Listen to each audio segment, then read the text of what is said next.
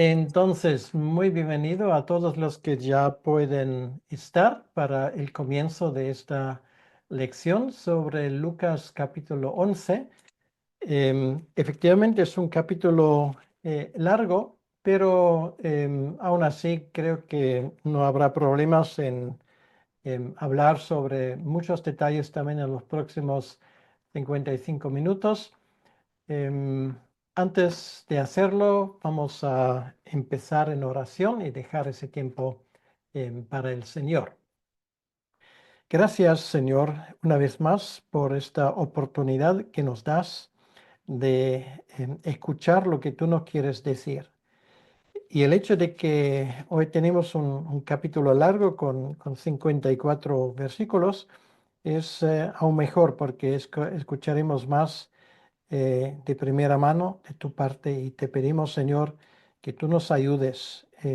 Inclina nuestro oído para que podamos escuchar bien y entender lo que nos quieres decir. Te pido por las personas que aún están en camino o tal vez intentando comunicarse y conectarse, Señor, que tú les ayudes en este empeño. Te lo pedimos, Señor, en tu nombre. Amén. Muy bien, entonces Lucas capítulo 11 y es un capítulo, pues siempre intento resumirlo un poco y lo voy a resumir como oración, controversia y luz, porque estos son los temas centrales que vamos a tocar.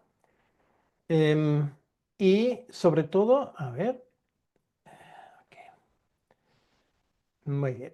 Sobre todo porque no hay que olvidar que estamos ahora en el último tramo que nuestro Señor está haciendo en su camino hacia Jerusalén. Estamos en esa fase donde Él ya va terminando su ministerio. Bueno, casi podríamos decir que está en la recta final, si queremos usar una expresión deportiva.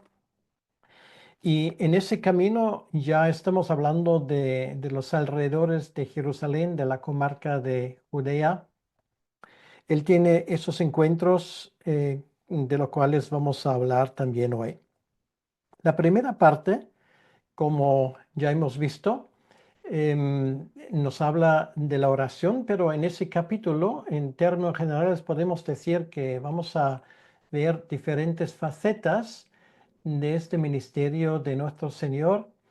Bueno, desde sus enseñanzas de cómo comunicarnos con Dios en oración hasta sus enfrentamientos con los líderes religiosos de su época. Entonces es una gama bastante amplia que vamos a tocar hoy. Y simplemente para que veamos a qué nos expondremos, son 4 partes de lo cuales se compone ese capítulo. La primera parte, los versículos 1 al 4, es la parte más pequeña, nos habla de la oración y allí, bueno, es el famoso Padre Nuestro, que allí nuestro Señor nos enseña cómo orar. Luego hay más enseñanzas sobre la oración. Algunos aspectos vamos a conocer ahí que son muy importantes.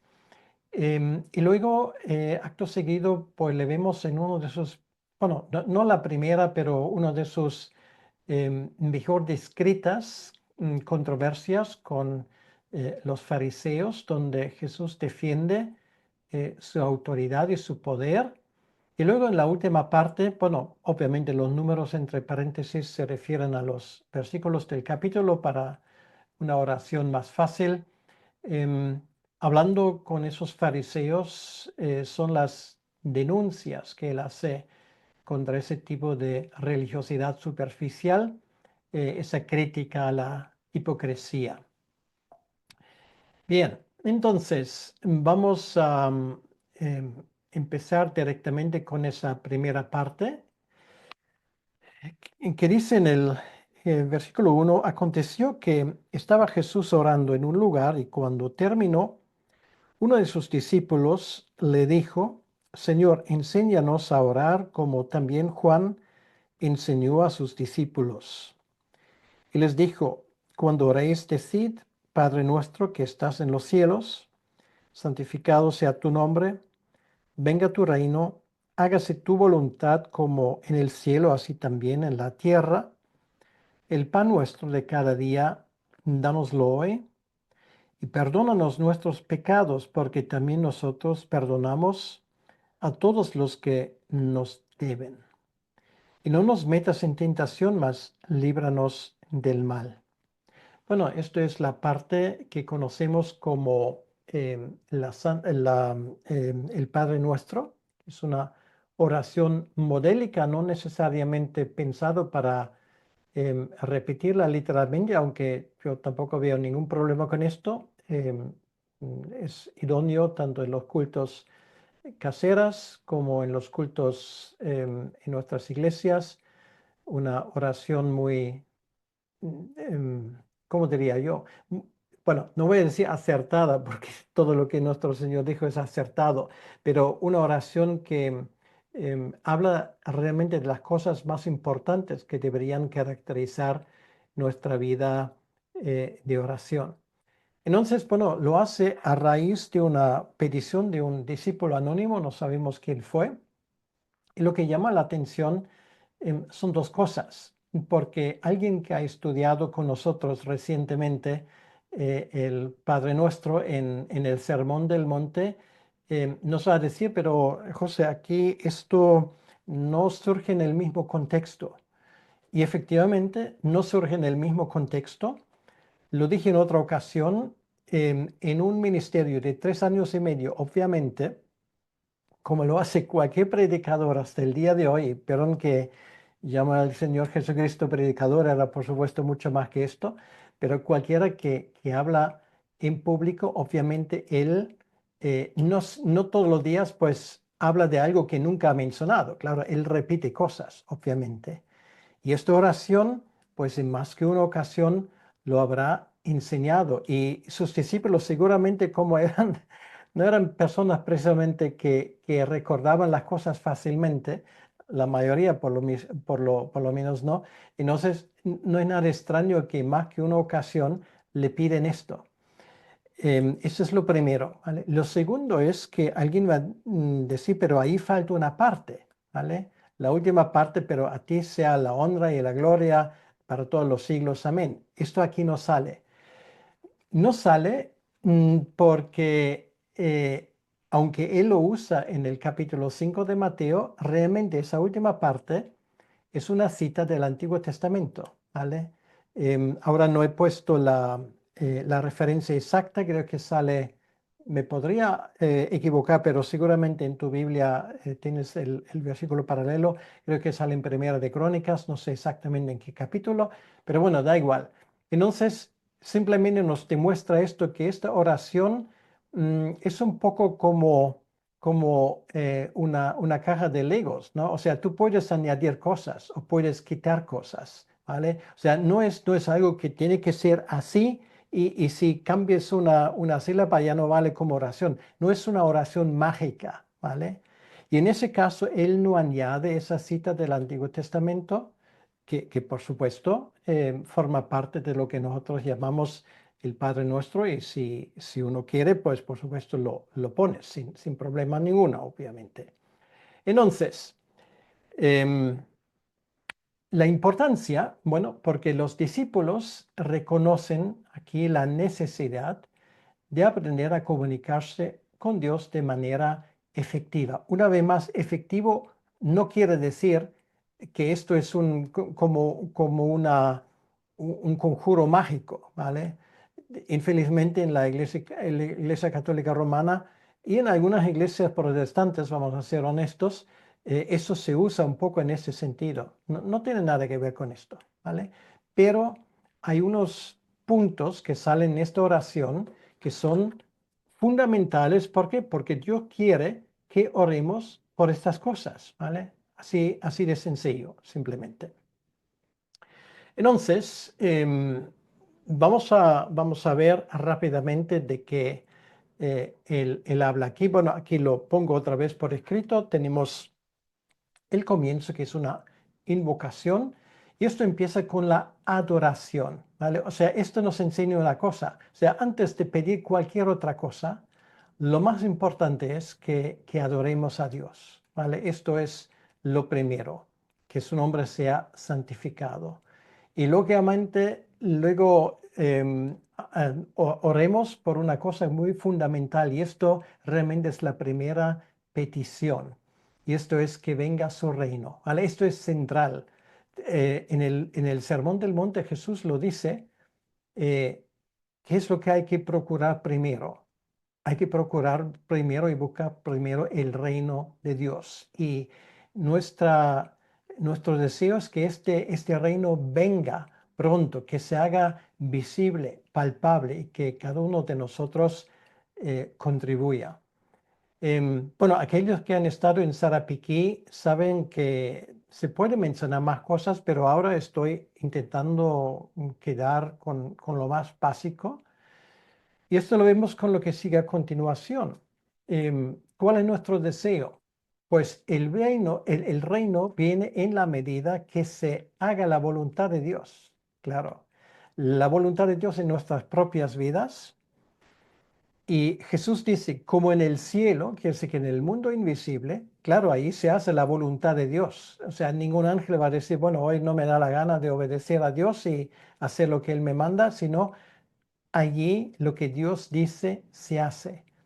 Y esto es, para decirlo así, el ejemplo para nosotros. Y ese ejemplo es simplemente nosotros queremos que Dios y su voluntad se haga también aquí en la tierra.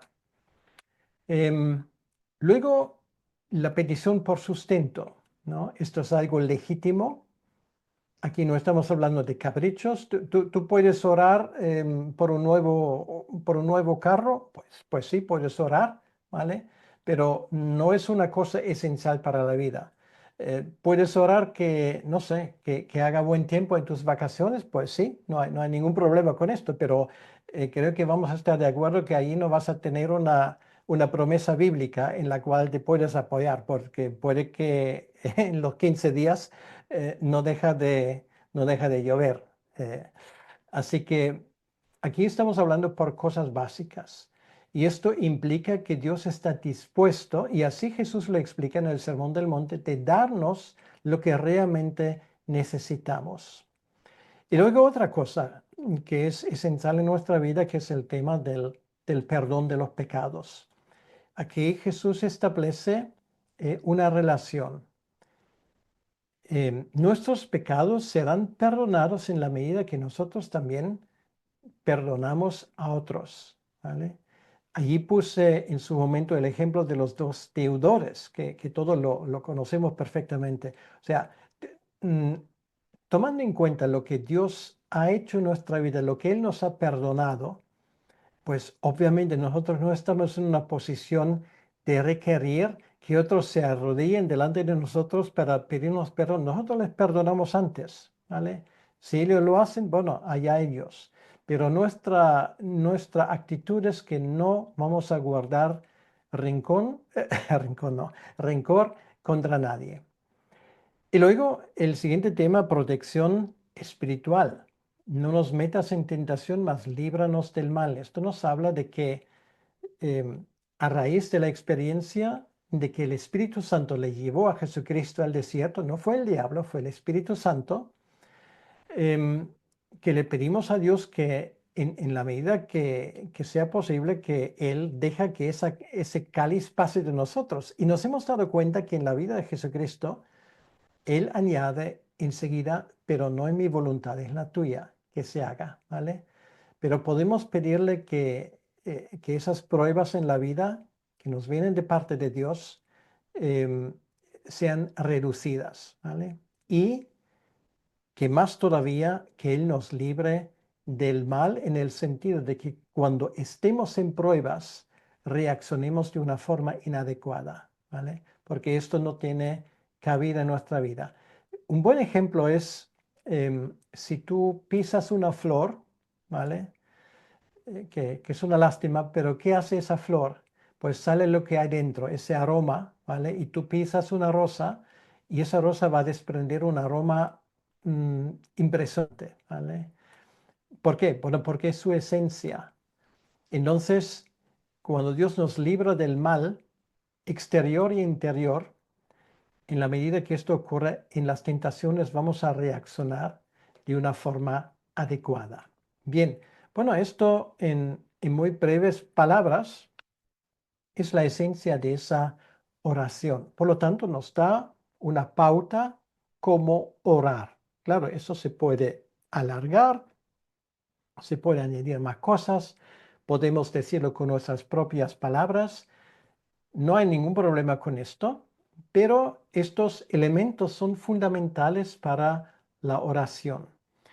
Y para que esto, digamos, nos quede, digamos, más claro en la mente, él ahora añade un ejemplo. Y este ejemplo habla de la persistencia, ¿vale? La oración no es algo que, bueno, un Padre Nuestro se puede orar, no sé, nunca lo he probado, pero supongo en 20 segundos, si hace falta. En la iglesia tardamos un poco más, pero esto no es la cuestión. La cuestión es realmente de que ese diálogo con Dios se vuelva como algo persistente. No solamente podemos, sino tenemos el derecho de insistir. Y esta enseñanza que sigue a continuación nos lo ilustra. Dice versículo 5, ¿quién de vosotros que tenga un amigo va a él a medianoche y le dice, amigo, préstame 3 panes? Bueno, te puedo decir por buena tinta, porque aquí vivimos en una casa donde hay 4 familias, bueno, cada uno en su apartamento, pero usamos la misma puerta de la casa. Y yo sé, yo puedo ir a cualquier de mis vecinos a cualquier hora del día de noche si yo tengo un problema y ellos me van a abrir, ¿vale? Obviamente no me van a abrir pues de forma somnambulante o lo que sea, pero si hay una necesidad, ellos van a cumplir amigablemente con lo que ellos entienden que es su deber, ayudar a su vecino, y yo haría lo mismo. Bueno, lo que Jesús dice, si esto lo hacemos a nivel humano, imagínate lo que Dios puede hacer por ti. Bueno, sigo leyendo. Porque un amigo mío ha venido a mí de viaje y no tengo que ponerle delante. Y aquel respondiendo desde adentro le dice, no me molestes, la puerta ya está cerrada y mis niños están conmigo en cama. No puedo levantarme y dártelos. Bueno, ¿cómo que los niños están con él en la cama? Bueno, en aquel entonces, muchas veces en una casa solamente había una cama, no había más, porque estamos de una situación de pobreza. Allí no siempre todo el mundo tenía su propia cama, ¿vale? Eso es un lujo que tenemos hoy. En aquel entonces, en las casas pequeñas, y las camas eran muy sencillas, pues muchas veces allí todo el mundo tenía que encontrar cobijo. Bueno, entonces esto es lo que no va a pasar, porque ningún vecino va a reaccionar así, porque incluso leyéndolo se te lo ponen los pelos de punta, ¿vale? Entonces, ¿qué es lo que ocurre? Jesús dice en el versículo 8, os digo que aunque no se levante a dárselos por ser su amigo, sin embargo, por su importunidad, se levantará y se le dará todo lo que necesite, ¿vale? O sea, quiere decir, si no lo hace por buena educación, lo hace porque el vecino dice, ay, te pido, por favor, mírame en el aprieto en el cual estoy, ¿vale? Y al final el vecino lo va a hacer porque quiere dormir, ¿vale? O sea, esto es la idea que hay detrás. Entonces, bueno, va a cumplir para estar en paz. Y esto es la idea. Bueno, ¿qué es lo que Jesús nos quiere enseñar con esto? Pues la persistencia, ¿vale? Eh, Jacobo o Santiago dice, no recibís porque no oréis, no le pedís. Y Jesús a veces no responde a la primera. ¿Por qué no? Porque Él quiere también comprobar la seriedad de nuestra oración, ¿vale? Porque si no insistimos, obviamente es algo que no tiene importancia. ¿Y para qué nos va a dar esto? Entonces nos vamos a dar cuenta, ahí algo que hay un secreto. Dios obviamente quiere que insistamos en la oración. Si es una oración justa, porque en ese caso, en el ejemplo, claro, si tú tienes visitas y no estás en condiciones de atenderlos, pues vas a mover cielos y tierra para ponerles algo por delante, ¿vale? Y si no tienes los medios, pues pides a otros. Entonces, ese ejemplo nos ayuda a entender que esa persistencia es clave para recibir respuesta de parte de Dios. Incluso yo recuerdo, em, bueno, mis padres no hicieron esto, pero mi abuelo de parte materna, lo dijo, pues a veces le pedí cosas y no me respondió. Y le dije, ay, abuelo, por favor, haz esto y quiero ver ese programa, porque en aquel entonces solamente había una tele en la casa. Y el abuelo no respondió, ay, por favor. Entonces, claro, ¿por qué? ¿Por qué tenía que repetirlo? Porque a mi abuelo le gustaba escuchar mi voz, ¿vale? Simplemente. Y al final dice, vale, vale, pues vamos a cambiar de canal. Entonces, claro, te vas a decir, pero ¿podemos ver a Dios de esa manera? Bueno, mi respuesta es, no fue mi idea. Esto es una enseñanza del Señor Jesucristo, ¿vale? Y Él es el Hijo. O sea, Él sabe cómo actúa su Padre. Y nuestro Padre, que ya sabe lo que necesitamos, quiere escuchar nuestra voz, ¿vale? Quiere ver la confianza de sus hijos. Así que es un aspecto bastante interesante de la oración. Pero luego hay otro. Versículo 9. Y yo os digo, pedid y se os dará, buscad y hallaréis, llamad y se os abrirá. ¿Te das cuenta de una cosa? Esto habla de actividad, no de pasividad, ¿vale? O sea, tú oras, eh, pedir es lo primero, ¿vale? Que es algo que también tienes que esforzarte. O sea, no es cuestión de decir, Señor, bueno, ya te he pedido una vez y como no tenía respuesta, pues no te lo he vuelto a pedir. Eso es lo primero. O sea, esto habla de actividad de tu parte. Luego lo segundo, buscar. O sea, si tú buscas algo, esto requiere esfuerzo. O sea, tú no buscas del sillón de tu casa, ¿vale? O de la cama. O sea, tienes que levantarte y buscar las cosas y esto a veces requiere esfuerzo. Y al final encuentras lo que buscas. Y lo tercero, lo mismo. Llamad, tienes que ir a la puerta, tienes que tocar esa puerta y se va a abrir. Entonces, esto, si puedo hacer esa aplicación, es uno de los problemas de muchos creyentes, la pasividad, también la pasividad en oración, ¿vale? Si por un lado somos llamados a actuar, somos llamados particularmente a actuar en oración. Y un comentario más sobre el tema de buscar. Si tú buscas algo, tienes que andar informado porque no vas a buscar en todos los sitios, sino vas a buscar en los lugares donde más probabilidades tienes de encontrarlo, ¿vale? Esto requiere información, lo cual quiere decir que tienes que orar con inteligencia, ¿vale? O sea, por eso buscar. Em, y luego otro aspecto que tenemos en los versículos 11 al 13 y es un tercer aspecto de la oración. Em, Nuestro Padre no es tacaño, ¿vale? No es agarrao, como se dice en España, sino es generoso. Dice versículo 11, ¿qué padre de vosotros si su hijo le pide pan, le dará una piedra? O si pescado, en lugar de pescado, le dará una serpiente. Otra vez, o sea, el medio de estilo que usa nuestro Señor es, Él hace un argumento de lo menor a lo mayor. Quiere decir que ningún ser humano es tan mezquino de actuar de esa manera, ¿vale? O sea, pides algo a Dios y tú crees que como el Señor sabe que quieres esto, pues te va a dar justo lo contrario.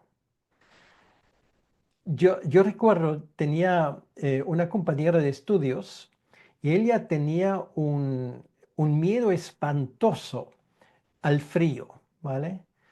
Y bueno, te puede parecer extraño, pero ella sabía que el Señor le había llamado a misiones, pero nunca oró por esto. ¿Por qué? Porque ella me dijo, si yo le pido al Señor que Él me mande a un campo misionero, me va a mandar a los esquimales, ¿vale? Porque es justo lo que yo temo y para educarme de esa manera, pues eso es lo que me va a tocar. Bueno, nuestro Señor no actúa así, ¿vale? Eso es muy importante, no es mezquino, no es, Él no dice, ajá, tú quieres esto, ¿vale? Lo que vas a recibir es justo lo contrario, ¿vale? Para que aprendas la lección. Tal vez hay padres que actúan de esa manera, improbable, pero las habrá, pero Dios no actúa de esa manera. Entonces, quiere decir, si le pido un huevo, no le dará un escorpión. Y ahora el Señor lo resume. Pues si vosotros, siendo malos, sabéis dar buenas dádivas a vuestros hijos, cuánto más vuestro Padre Celestial dará el Espíritu Santo a los que se lo pidan. ¿Vale? Entonces es muy interesante. Hay una aplicación concreta de esto. Es la oración por el Espíritu Santo. Bueno, esto hay que verlo en su contexto, porque ninguno de nosotros ahora tiene por qué pedir por el Espíritu Santo. ¿Por qué? Bueno, porque lo hemos recibido, ¿vale? Lo hemos recibido en el momento cuando nacimos de nuevo.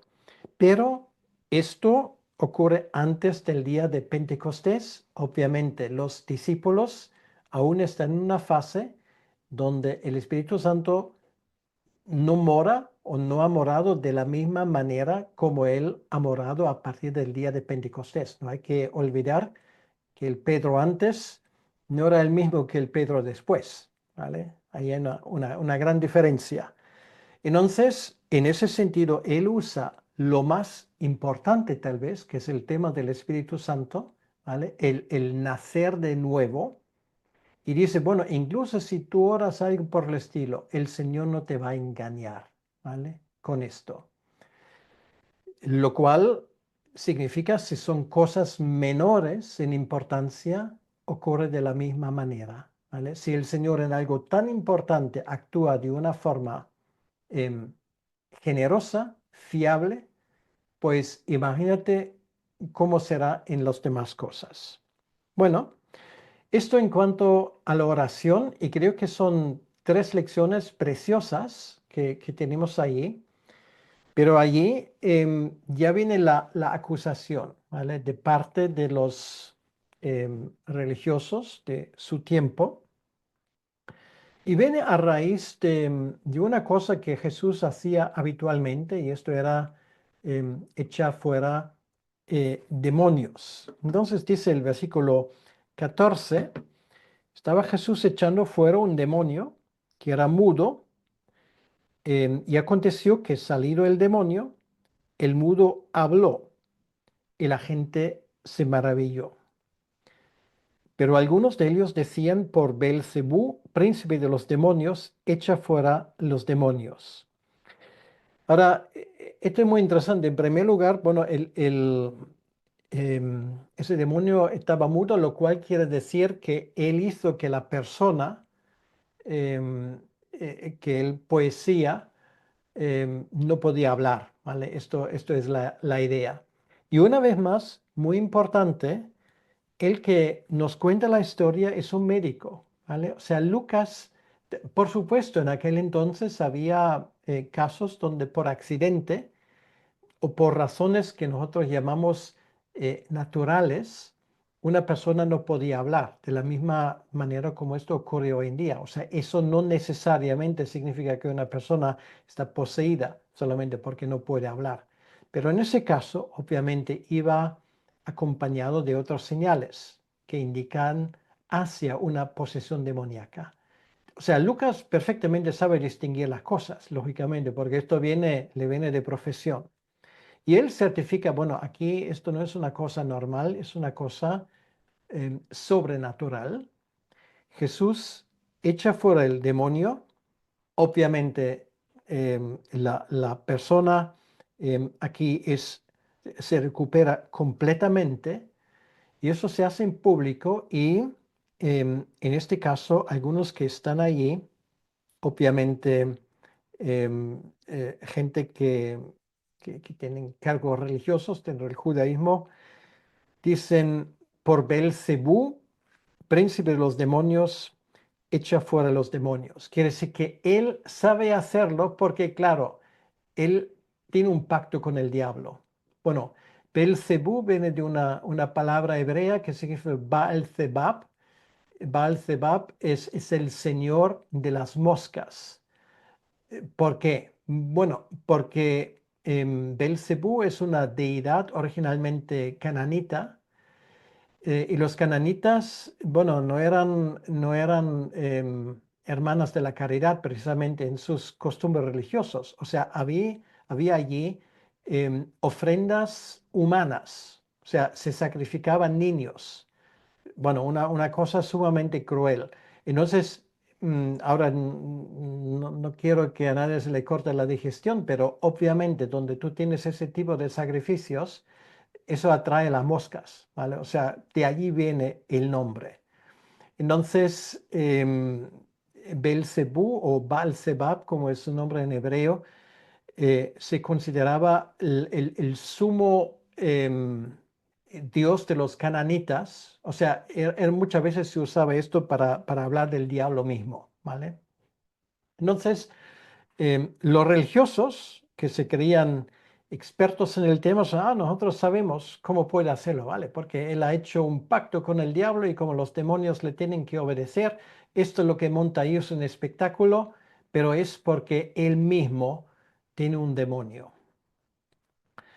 Em, y luego, lo más curioso en el versículo 16, si vamos al siguiente, dice, otros para tentarle le pedían señal del cielo. O sea, imagínate lo que dice aquí. O sea, él acaba de echar fuera un demonio y esa gente le pide un señal del cielo. O sea, ¿qué más señales quieren? ¿Vale? Jesús ha demostrado sanando enfermos, echando fuera demonios, que el reino de Dios ha llegado y para ellos esas pruebas no les vale. Tampoco les valen las pruebas de que Él habla con autoridad de parte de Dios. Quiere decir, esa gente está ciega, ¿vale? Y se cumple en ellos ese refrán que dice, no hay quien es más ciego que aquel que no quiere ver. Entonces, obviamente, aprendemos ahí una cosa muy importante.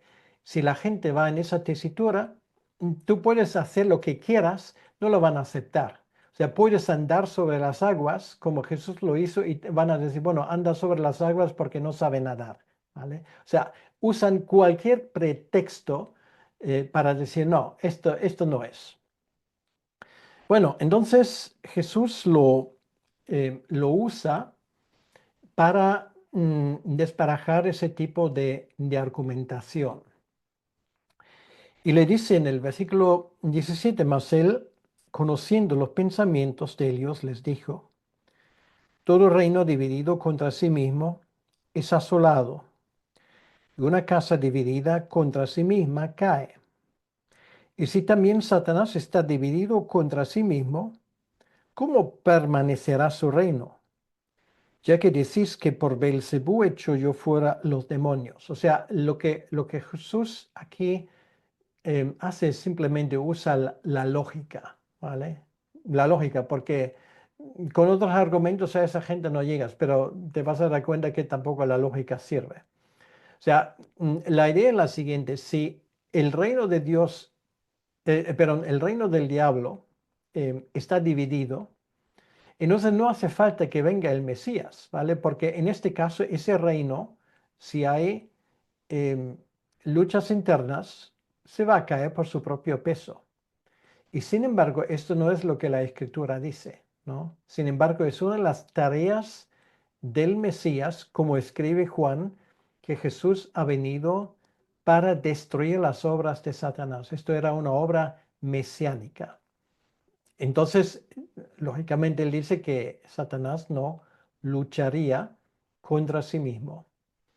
Y con esa respuesta, Jesús simplemente demuestra la inconsistencia de esas acusaciones y, por lógica, establece de que en este caso él hace esto por el poder de Dios. Y hablando de ese poder de Dios, em, es lo siguiente que ven en su argumentación. Dice, pues, versículo 19, pues si yo echo fuera los demonios por Belcebú, vuestros hijos, ¿por quién los echan? Bueno, vuestros hijos por doble vía va. Había efectivamente entre los fariseos algunos que echaban fuera demonios. No, no había muchos, pero los había, ¿vale? Pero en el contexto te das cuenta que Jesús acaba de mandar los 70, ¿verdad? Son sus hijos, o sea, son hijos de Moisés en ese sentido, de Abraham, son judíos.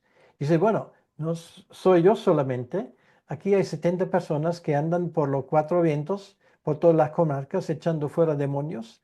Entonces, todos ellos también han hecho un pacto con el diablo, son vuestros hijos. O sea, muchos de ellos ustedes los conocen. Em, y luego dice, por tanto, ellos serán vuestros jueces. Mas si por el dedo de Dios, bueno, el dedo de Dios es una expresión que viene por el Antiguo Testamento y habla del poder de Dios, ¿vale? El dedo de Dios es el poder de Dios. Si yo por el dedo de Dios echo yo fuera los demonios, ciertamente el reino de Dios ha llegado a vosotros. Bueno, esto, si fuera por lógica, es una argumentación impecable. Entonces, Jesucristo ni siquiera apela a la escritura, porque me imagino que no lo hace porque esa gente retuerce la escritura de todos modos. O sea, usa la lógica humana y dice, bueno, ustedes aparte de no entender la escritura, ni siquiera son capaces de pensar lógicamente. Entonces, esto es el argumento. Bien, entonces, em, todavía no ha agotado el tema, sino lo usa ahora para, para hacer otra enseñanza. Versículo 21. Cuando el hombre fuerte, armado, guarda su palacio, en paz está lo que posee. Pero cuando viene otro más fuerte que él y le vence, le quita todas sus armas en que confiaba y reparte el botín. Bueno, ¿quién es el hombre fuerte? Obviamente, por el contexto es evidente, ese hombre fuerte es Satanás. Y lo que Jesús quiere decir con esto es que yo soy más fuerte, ¿vale?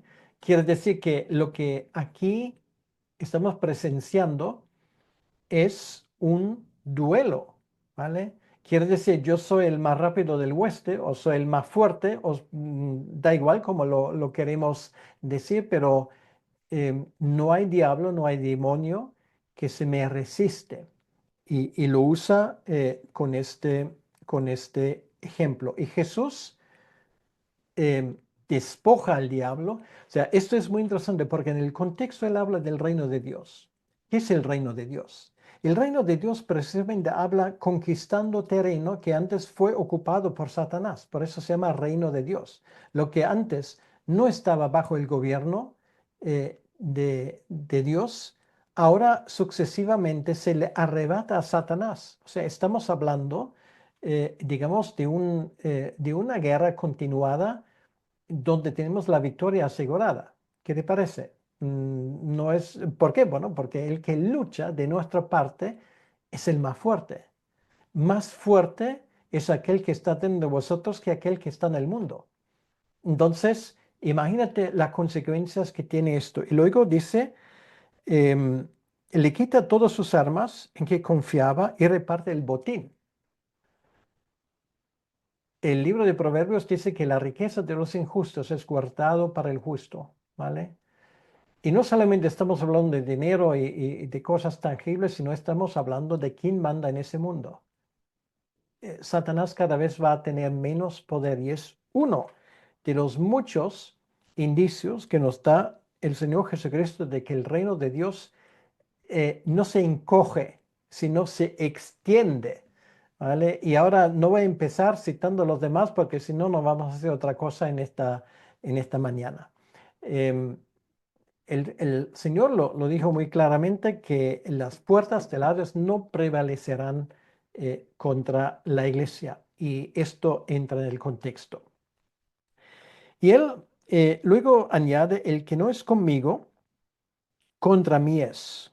Bueno, ¿se acuerdan que hace creo que 2 sábados hablábamos de aquel que echaba fuera demonios? Y Jesús dijo algo distinto. El que no está en contra está en nuestro favor, pero esto hablaba de algo exterior. Quiere decir que ese hombre hace algo y no entra en nuestra tarea de juzgar, bueno, si es de nosotros, si no es de nosotros, porque hace nuestro trabajo. Entonces déjale hacer, ya está.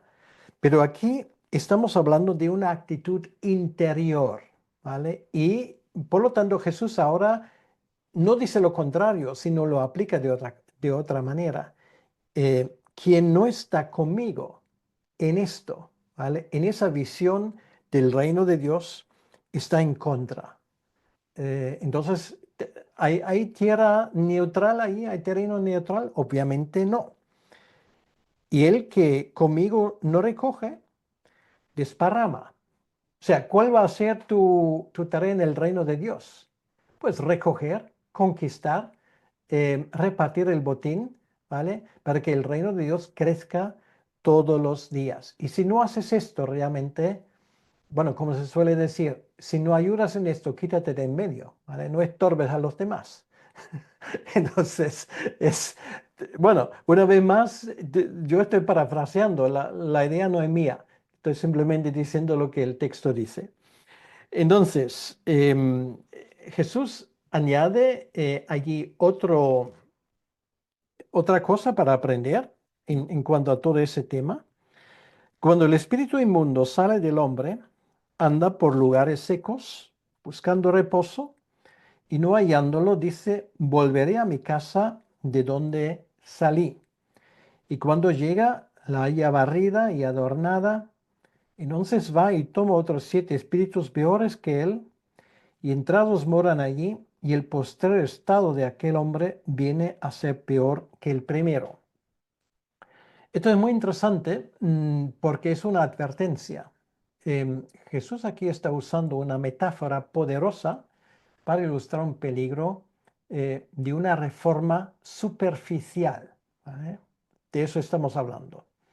Entonces, en primer lugar, el espíritu inmundo que sale busca descanso, pero no lo encuentra porque su exposición inicial no garantiza libertad permanente. Entonces, ese vacío es peligroso porque si ese vacío ahora no se llena, em, hay un problema. Esa casa barrida, pero vacía, simboliza una vida reformada, bueno, reformada en el sentido de iglesia reformada, es una vida em, reestructurada bajo a la obediencia de Dios, pero superficialmente, pero sin la presencia de Dios. O sea, la casa se barre, pero se queda vacía. Em, yo no sé en tu lugar, pero en España hay un problema muy grande con lo que ahí llaman los ocupas. O sea, quiere decir, si tú sales de tu casa, es posible, si esa casa queda vacía, de que al volver después de unas semanas esa casa esté ocupada por gente. Es un movimiento, bueno, ahora no voy a entrar en eso, que ocupan casas, ¿vale? Y sacarles de ahí es harto difícil. Entonces, esto es una perfecta ilustración. Quiere decir que no es suficiente expulsar demonios. Ahora, ese vacío hay que llenarlo. O sea, no es suficiente beneficiarte del Evangelio a primera vista si tú no recibes la plenitud del Espíritu Santo y naces de nuevo, pues ese vacío al final va a ser peor. Y creo que todos conocemos casos así. Gente que superficialmente pretendía creer, pero luego la cosa es peor que nunca. Y la aplicación es esta. No basta con expulsar lo malo. Es necesario llenarse del Espíritu Divino para evitar recaídas devastadoras. No es cuestión de que, bueno, yo ahora me he librado de esto y yo por mi fuerza voy a llevar a una vida bien hecha. Es, por cierto, una de las razones porque muchos que salen de la droga o del alcohol o de cosas por el estilo, si no se convierten, pues en muchos casos luego están peor que antes, ¿vale? Bueno, se podría dar muchos ejemplos de esto, pero no es el momento ahora. Ahora, Jesús habla de la verdadera bendición porque lo que él dice, bueno, no sé si te pasa lo mismo que a mí, son cosas que cuando escuchas esto, o sea, quieres aplaudir, ¿vale? Dices, bueno, qué bien habla ese hombre, ¿vale? ¿Cómo está tapando la boca a esa gente ignorante, ¿vale? Y había muchos en el pueblo que pensaban, bueno, bien hecho, al fin a nuestros fariseos viene uno para taparles la boca. Y es lo que ocurre. Em, Dice versículo 27, mientras él decía estas cosas, una mujer de entre la multitud levantó la voz y le dijo, bienaventurado el vientre que te trajo y los senos que mamaste. O sea, quiere decir que, bueno, chapó a esa madre que ha educado a ese hijo, ¿vale? Está pensado como un piropo. Y él dijo, antes bienaventurados los que oyen la palabra de Dios y la guardan, ¿vale? Posiblemente iba directamente a esa mujer, porque la mujer dice, bueno, magnífico, chapó, bien hecho. Y él dice, ajá, gracias por las flores, pero ¿por qué lo dices? ¿Vale? Porque entiendes o simplemente porque me tienes simpatía, ¿vale? Ahí está la diferencia. Lo que yo quiero no son piropos, lo que yo quiero es obediencia, escuchar la palabra y guardarla. Por lo tanto, guárdate tus aplausos, mujer. Piensa de qué lado estás. Entonces, la cosa todavía no ha terminado. Apiñándose las multitudes, comenzó a decir, esta generación es mala. Demanda señal. Eso se refiere a lo que antes, ¿vale? Que la gente, pues algunos de los fariseos obviamente le pidieron más señales de parte de Dios. Esa generación es mala, demanda señal, pero señal no le será dada, sino la señal de Jonás. Porque así como Jonás fue señal a los ninivitas, también lo será el Hijo del Hombre a esta generación. Bueno, ¿qué hizo Jonás? Bueno, todos conocemos em, la historia.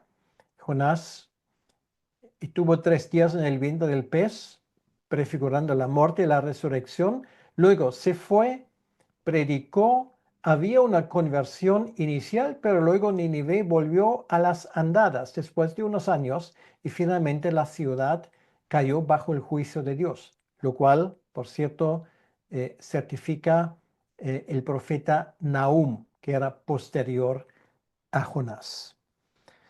Em, y luego hay otro ejemplo, es el ejemplo de la reina del sur, de la reina de Saba. La reina del sur se levantará en el juicio con los hombres de esta generación y los condenará porque ella vino de los fines de la tierra para oír la sabiduría de Salomón y aquí más que Salomón en este lugar. Quiere decir que esa mujer pues no escatimó gastos ni esfuerzos para hacer un viaje que le duraría meses, siendo ella reina y no acostumbrada a ir a otros lugares para aprender, y ella vino para escuchar a Salomón. Y aquí ustedes tienen al Mesías presente y le despreciáis, ¿vale? Pues quiere decir, esa generación está hablando de la generación de los que oyen a Jesucristo, obviamente tendrán gente que les va a acusar, ¿vale? Porque no estaban en una situación tan favorable como ellos. Y dice versículo 32, los hombres de Nínive se levantarán en el juicio con esta generación y la condenarán porque a la predicación de Jonás se arrepintieron. Y aquí más que Jonás en este lugar, ¿vale? Una vez más, una argumentación de lo menor a lo mayor. Y luego Jesús usa esto para seguir enseñando sobre ese tema del reconocimiento de la verdad, ¿vale? Porque esto es otro de los temas que se trata ahora en ese capítulo. Nadie pone en oculto la luz encendida ni debajo del almud, sino en el candelero para que los que entran vean la luz. La lámpara del cuerpo es el ojo. Cuando tu ojo es bueno, también todo tu cuerpo está lleno de luz. Pero cuando tu ojo es maligno, también tu cuerpo está en tinieblas. Mira, pues no suceda que la luz que en ti hay sean tinieblas. Así que si todo tu cuerpo está lleno de luz, no teniendo parte alguna de tinieblas, será todo luminoso, como cuando una lámpara te alumbra con su resplandor. El tema aquí tiene que ver con la percepción espiritual. Em, Quiere decir, es una advertencia de Jesucristo de escuchar. Él es la luz del mundo y todo esto tiene que ver con percepción, con ver, con alumbramiento y todo esto. Quiere decir que nosotros tenemos la responsabilidad de quitar todo de nuestra vida que nos evita o nos impide ver claramente, ¿vale? Esto es muy importante y cada uno tiene que decir, bueno, ¿qué será? ¿Qué habrá en mi vida? ¿Veo yo bien? Bueno, si tenemos un problema de vista, vamos al oculista, compramos gafas, compramos lo que haga falta, porque es esencial. Si en nuestra casa una luz no funciona bien, pues enseguida cambiamos la bombilla, ¿vale? Porque no aguantamos estar en la oscuridad. Si esto lo hacemos en nuestro entorno normal, cuán importante es que espiritualmente veamos claramente, ¿vale? Por lo tanto, una vez más, un llamamiento de quitar todo de nuestra vida lo que nos impide ver, por activa o por pasiva. Bueno, dicho esto, el Señor llega ya a la última parte y esto es una crítica feroz de los líderes religiosos, ¿no? Jesús cenó, en este caso, con un fariseo y vamos a ver lo que pasa ahora. Luego que hubo hablado, le rogó un fariseo que comiese con él. Y entrando Jesús en la casa, se sentó a la mesa. El fariseo, cuando lo vio, se extrañó de que no se hubiese lavado antes de comer. Pero el Señor le dijo, ahora bien, vosotros los fariseos limpiáis lo de fuera del vaso y del plato, pero por dentro estáis llenos de rapacidad y de maldad. Necios, el que hizo lo de fuera, ¿no hizo también lo de adentro? Pero dar limosna de lo que tenéis, y entonces todo os será limpio.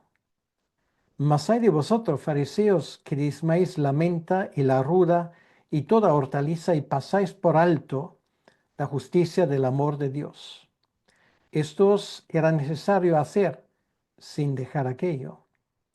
Hay de vosotros, fariseos, que amáis las primeras sillas en las sinagogas y las salutaciones en las plazas. Hay de vosotros, escribas y fariseos hipócritas, que sois como sepulcros que no se ven, y los hombres que andan encima no lo saben. Entonces, Jesús aquí está criticando a ese hombre en su propia casa. Es algo que a primera vista diríamos, bueno, de muy mala educación, ¿no? O sea, si alguien te invita y ves cosas, bueno, te callas el pico, ¿no? Por educación. Pero Jesús aquí no está para hacer amigos, ni es una reunión social.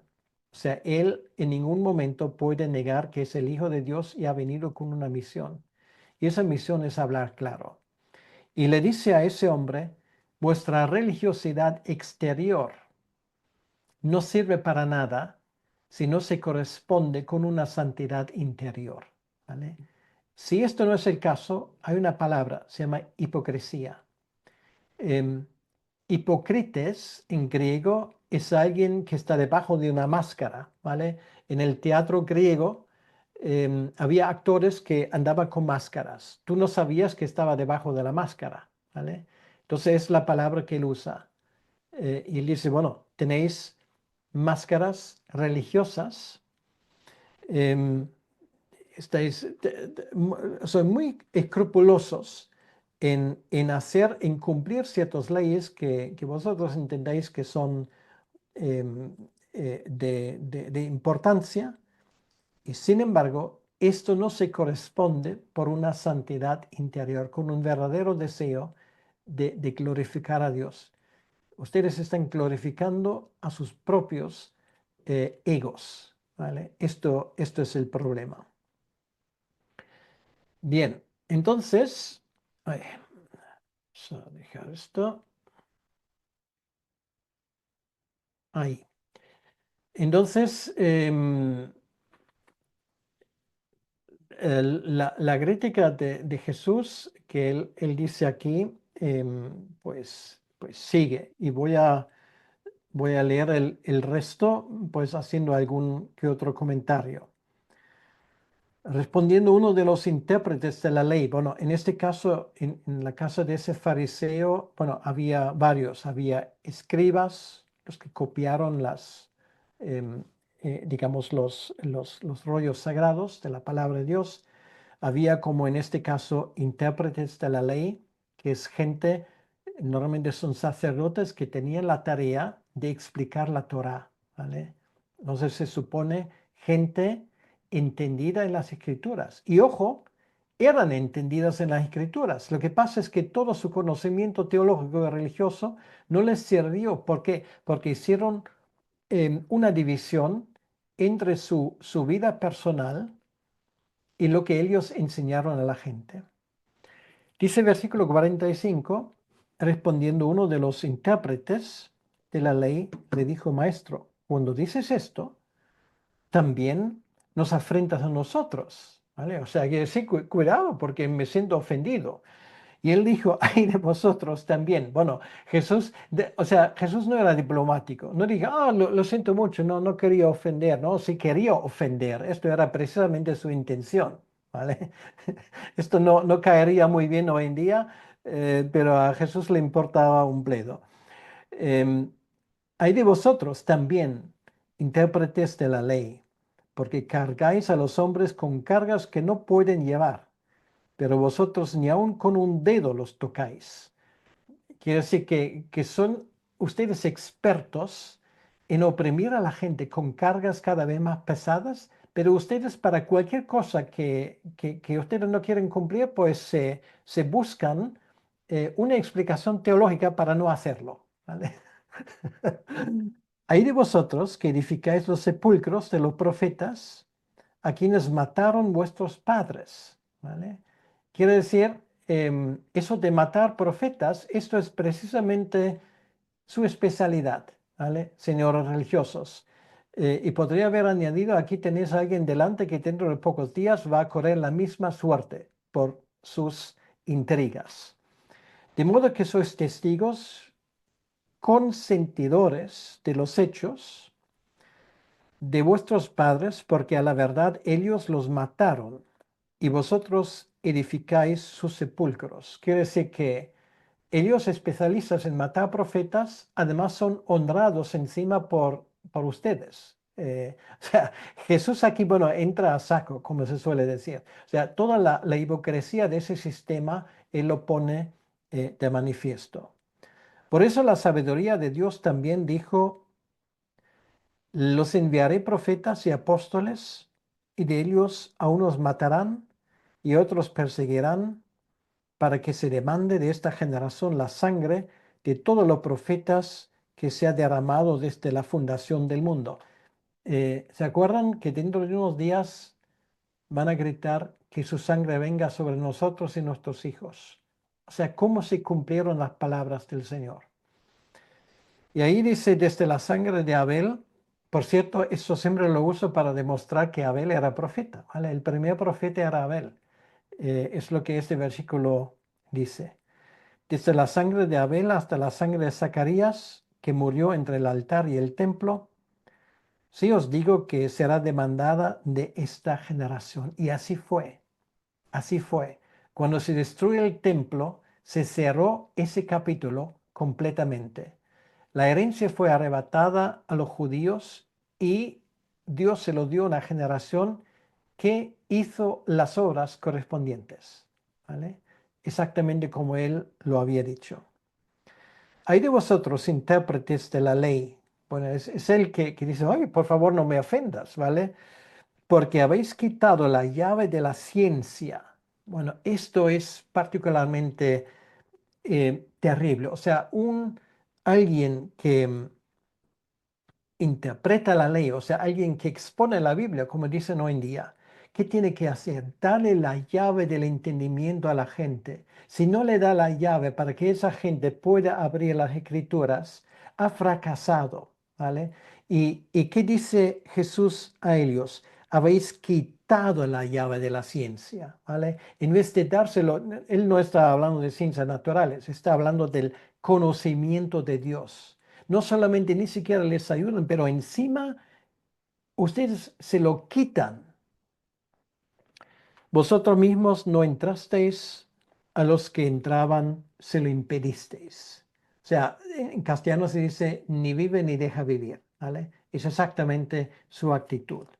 Bueno, y para terminar ahora, la reacción es evidente, ¿no? Diciéndoles él estas cosas, los escribas y los fariseos le querían con locura, ¿no? No, no es lo que pone aquí. Comenzaron a estrecharle en gran manera y a provocarle a que hablase de muchas cosas. O sea, le estaban tentando para decir cosas que ellos luego podían usar en contra suyo. O sea, ellos no tenían interés en la verdad, ninguno, ¿vale? Y termina acechándole y procurando cazar alguna palabra de su boca para acusarle. Esto es terrible. O sea, cuando una persona ya no tiene interés en saber cosas, sino cuando una persona solamente quiere provocar para que la persona que intenta decir la verdad se le encuentre en alguna contradicción. ¿Vale? Esto era su idea. La idea no era escuchar a Dios. La idea era precisamente buscar una razón para quitarle de en medio. Terrible, realmente esto. Y aquí vemos a Jesús de un lado que normalmente no se le, bueno, no voy a decir no se le atribuye porque es evidente, porque está en la Biblia, pero muchas veces prevalece ese Jesús casi dulzón, que siempre lo entiende todo, que siempre es amable, siempre anda con un cordero alrededor del cuello, ese tipo de cosas. Pero el mismo Señor cuando se enfrenta con ese tipo de charlatanería, ¿vale? Y de mentes cerradas, realmente sus palabras eran hirientes como una espada, ¿no? Ok, bueno, hasta aquí hemos llegado. Vamos a seguir avanzando en el camino hacia Jerusalén. Todavía quedan más cosas, pero vamos a aprovechar ese tiempo. Si por si acaso quiero algo en el tintero o alguien quiere preguntar algo.